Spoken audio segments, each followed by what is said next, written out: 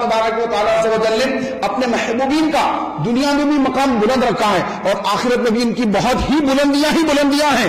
تو ہمیں اپنے اسلاف کے طریقے پر چلنا ہے. ہمارے اسلاف کے طریقے کیا رہے؟ انہوں نے تبلیغ دین کیا ہے. انہوں نے اپنے گھروں کو چھوڑ کر کے اسلام کو پھیلانے کے لیے اپنے گھروں سے نکل گئے. پہاڑی شریف بابا شرف الدین سہروردی رحمۃ اللہ تعالی علیہ، پہاڑی شریف، آپ تقریباً 700 کچھ اوپر سال ہے، 750 تقریباً 750 سال پہلے آپ کہاں سے؟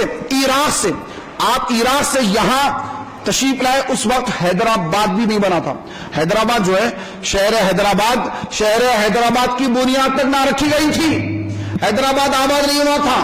یہاں پر کوئی گھر نہیں تھا، کچھ بھی نہیں تھا. حیدرآباد کب بنا؟ 400-450 سال ہو رہا ہے.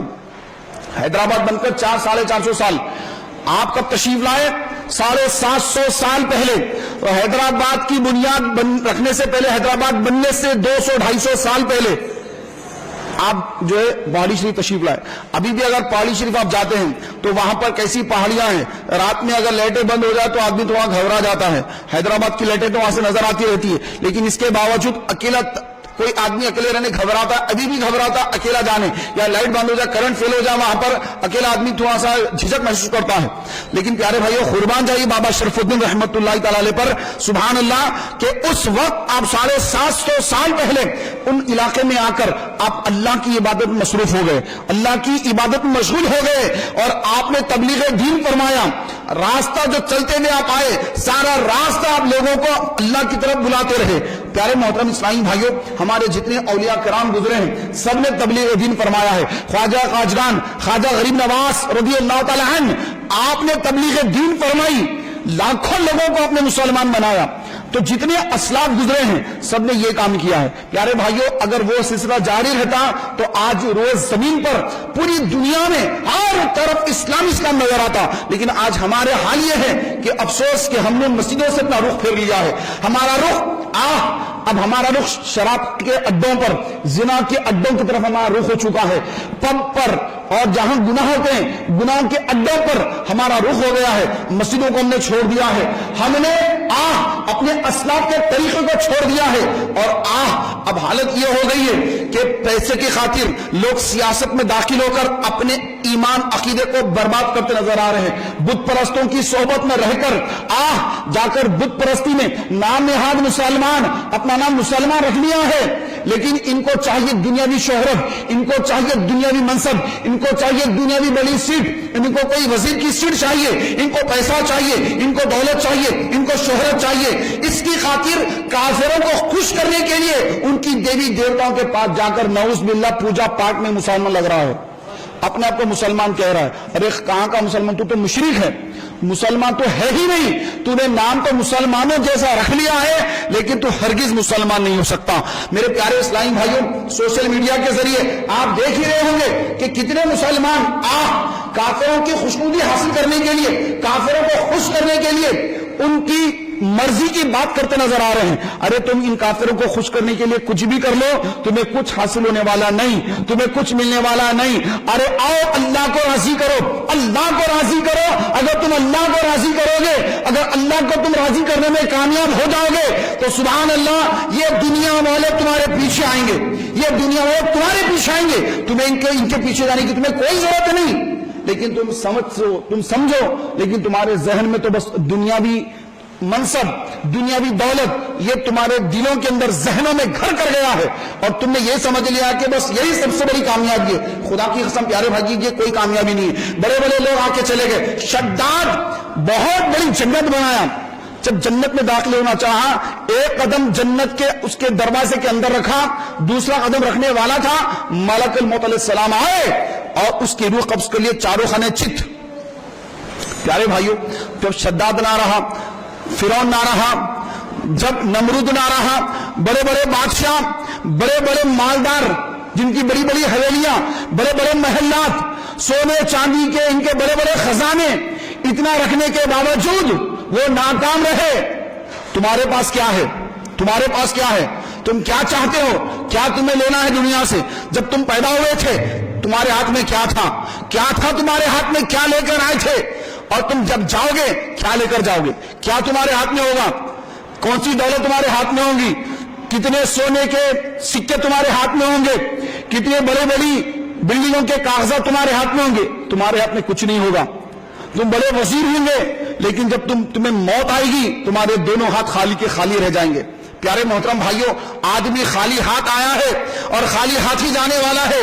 یہاں سے جو اکٹھا کرنا ہے تو وہ ہمارے آقا علیہ السلام نے جو صحابہ کو تعلیم و تربیت دے کر جو ذہن عطا فرمایا، اسی کے مطابق حضرت علی نے جو فرمایا کہ اللہ کا ہم شکر ادا کرتے ہیں کہ اللہ نے ہمیں علم عطا فرمایا اور جاہلوں کو مال عطا کیا.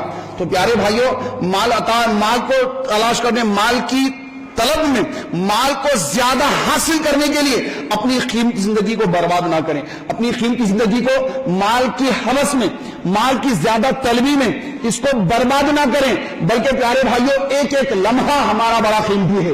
اگر ہم نے پانچوں نمازوں کی پابندی جماعت کے ساتھ کر لی، حدیث شریف میں آتا ہے کہ عشاء کی نماز اور فجر کی نماز جو کوئی بندہ با جماعت پڑھے اس کو ساری رات عبادت کا ثواب ملے گا، ساری رات عبادت کا ثواب. اور اس کے بعد فجر کے بعد اگر ظہر جماعت سے پڑھ لے تو فجر سے ظہر تک اس کو عبادت کرنے کا ثواب. ظہر کے بعد عصر بھی جماعت سے پڑھ لے تو ظہر سے عصر تک عبادت کرنے کا ثواب. پھر عصر کے بعد مغرب جماعت سے پڑھ لے تو عصر سے مغرب تک عبادت کرنے کا ثواب. پھر مغرب کے بعد عشاء جماعت سے پڑھ لے تو مغرب سے عشاء تک عبادت کا ثواب. عشاء کے بعد فجر جماعت سے پڑھ لے ساری رات عبادت کا ثواب.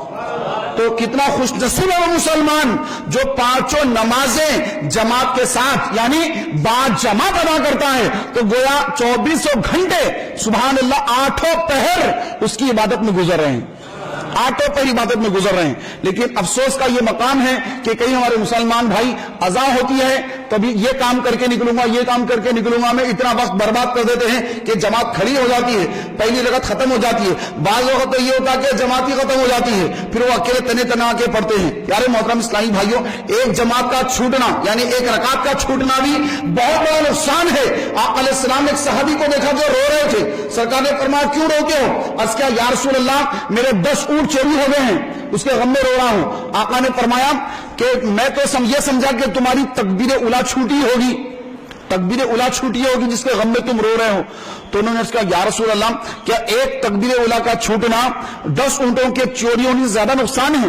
تو آقا نے فرمایا کہ ہاں، ایک تکبیر اولا کا چھوٹ جانا 10 مال بردار اونٹوں کے چوری ہونے سے زیادہ نقصان دہ ہے.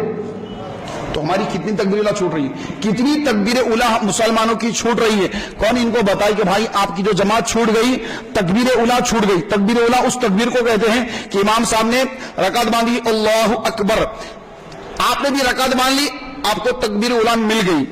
اب اگر امام صاحب پھر رکوع میں چلے گئے، آپ بھی آئے وضو کر کے اور امام صاحب رکوع سے سر اٹھانے سے پہلے آپ بھی رکوع میں شامل ہو گئے. امام صاحب کے رکوع سے سر اٹھانے سے پہلے اگر آپ رکوع میں شامل ہو گئے آپ کو تکبیر اولا مل گئی.